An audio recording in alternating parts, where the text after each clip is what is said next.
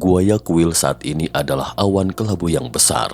Maria Leonor Inca, seorang wartawan pribumi yang berbasis di Ekuador, memposting di Twitter pada tanggal 2 April. Guayaquil, kota terbesar dan pelabuhan utama di Ekuador, sangat terpukul oleh virus Wuhan yang umumnya dikenal sebagai jenis coronavirus baru. Baru-baru ini, wali kota Guayaquil juga dinyatakan positif terinfeksi virus Wuhan. Hingga 150 mayat, semua orang yang meninggal akibat virus Wuhan diambil setiap hari. Jorge Weted, pemimpin gugus tugas pemerintah Ekuador, mengatakan kepada surat kabar El Universo, karena kamar mayat di Guayaquil sudah penuh, begitu banyak mayat ditaruh di trotoar dan di dalam rumah.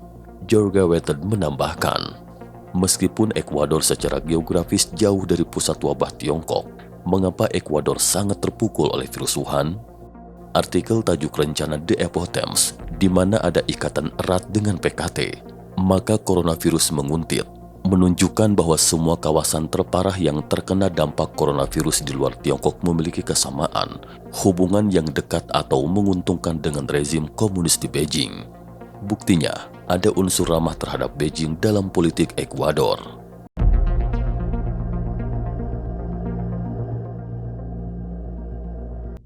Berita selanjutnya, kerjasama strategis antara Ekuador dengan Partai Komunis Tiongkok.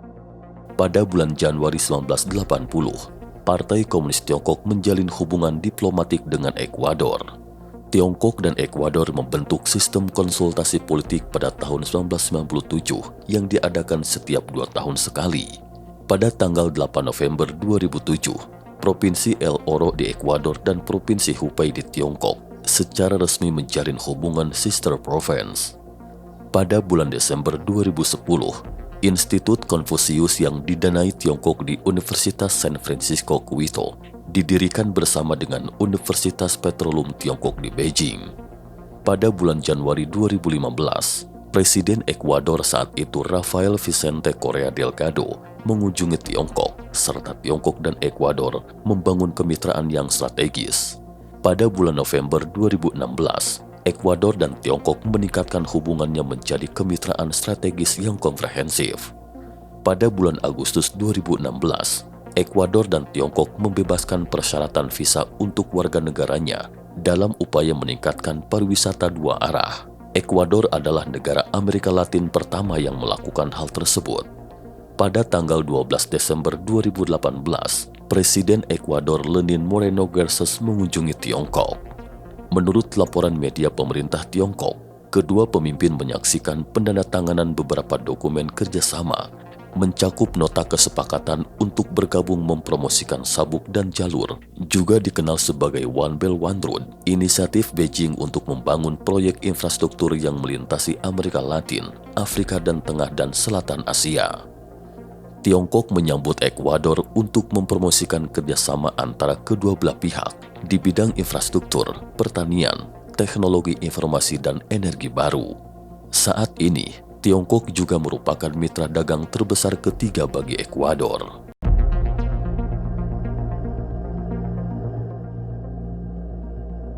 Berita selanjutnya, perusahaan Tiongkok di Ekuador. Menurut media Tiongkok, saat ini lebih dari 90 perusahaan Tiongkok beroperasi di Ekuador dengan proyek yang mencakup konservasi air dan tenaga air, jalan dan jembatan, tambang tembaga, keselamatan publik dan bidang lainnya. 120 km utara ibu kota Quito terdapat kota Yacay. Pada tanggal 25 November 2015, China Kechaupa Group Company menandatangani kontrak fase 1 untuk dibangun lembah silikon untuk Ekuador di Yacay. Proyek tersebut mencakup perencanaan dan perancangan sejumlah pusat penelitian teknologi, laboratorium dan universitas yang diintegrasikan dengan taman industri dan zona pengembangan pariwisata. Seluruh proyek tersebut diharapkan rampung pada tahun 2049. Pada tanggal 16 Agustus 2016, Wakil Presiden Ekuador Jorge Gles meresmikan kabel serat optik pertama Ekuador yang dibangun dengan bantuan Tiongkok di selatan Provinsi Kuaya. Wang Yulin, Duta Besar Tiongkok untuk Ekuador, juga menghadiri upacara peresmian itu. Pabrik serat optik adalah hasil usaha patungan holding Telconet Ecuador dengan Fiber Home Technologies Tiongkok. Ini adalah pabrik kabel serat optik terbesar yang dibangun Tiongkok di Amerika Latin. Jumlah investasi seluruhnya diperkirakan 15 juta US dollar hingga 20 juta US dollar. Fiber Home Technology Group menyumbangkan 51% saham, sementara holding Telconet memiliki 49% saham menurut Kementerian Perdagangan Tiongkok.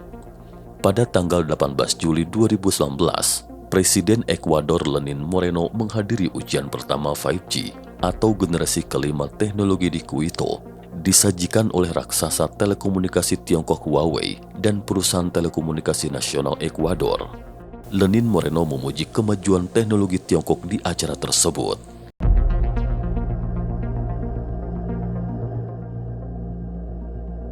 Berita selanjutnya, membatalkan pertunjukan Shen Yun. Pada tahun 2015, Shen Yun Performing Art yang berbasis di New York dijadwalkan untuk menampilkan sebuah produksi drama tari Raja Kera di ibu kota Ekuador. Namun kurang dari seminggu sebelum pertunjukan tersebut, Rumah Budaya Ekuador menghentikan kegiatan di Teater Nasional berdampak pada pertunjukan Shen Yun yang direncanakan tampil pada tanggal 23 dan 24 Mei 2015. Alejandro Nadal, juru bicara presenter Shen Yun di Ekuador, mengatakan Fundamedios.org, kelompok advokasi pers setempat, menunda kegiatan yang bersifat ilegal. Padahal Shen Yun memiliki semua izin yang relevan. Alejandro Nadal mengatakan bahwa ia percaya peristiwa itu merupakan bagian tujuan eksplisit oleh Kedutaan Besar Tiongkok di Ekuador untuk membatalkan pertunjukan Shen Yun. Kedutaan Besar Tiongkok di Ekuador diduga mencari cara untuk membatalkan acara tersebut selama sebulan terakhir. Kami berusaha memberitahu Rumah Budaya Ekuador dengan segala cara yang memungkinkan. Rumah Budaya Ekuador melanggar kebebasan berekspresi rakyat Ekuador, bahwa Rumah Budaya Ekuador menyensor kebudayaan di negara Ekuador yang demokratis dan melakukan hal tersebut demi sebuah negara asing, kata Alejandro Nadal. Menurut Shen Yun Performing Art, teater tempat pertunjukan Shen Yun sering ditekan oleh pejabat Tiongkok setempat untuk membatalkan pertunjukan Shen Yun. Ini adalah pertama kalinya Shen Yun dibatalkan di Amerika Latin. Partai Komunis Tiongkok memperluas sensornya di luar negeri dan pemerintah Ekuador menyerah pada tuntutan Partai Komunis Tiongkok. Pejabat Ekuador malah menghadiri pertunjukan yang diselenggarakan oleh Kedutaan Besar Tiongkok, seperti presentasi Tahun Baru Imlek pada bulan Februari 2016 dengan kelompok seni dari Provinsi Henan Tiongkok dan gala pada bulan Januari 2020 di Kedutaan Besar Tiongkok untuk memperingati 40 tahun hubungan diplomatik antara kedua negara. Banyak pejabat tinggi Ekuador hadir, termasuk Menteri Kebudayaan, Menteri Pertahanan Nasional, dan Menteri Pendidikan.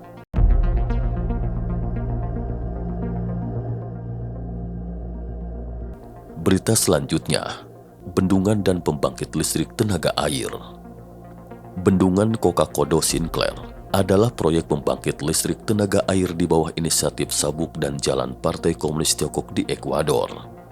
Bendungan itu dibangun sekitar 75 km, 46,6 mil timur ibu kota Quito, di Sungai Coca.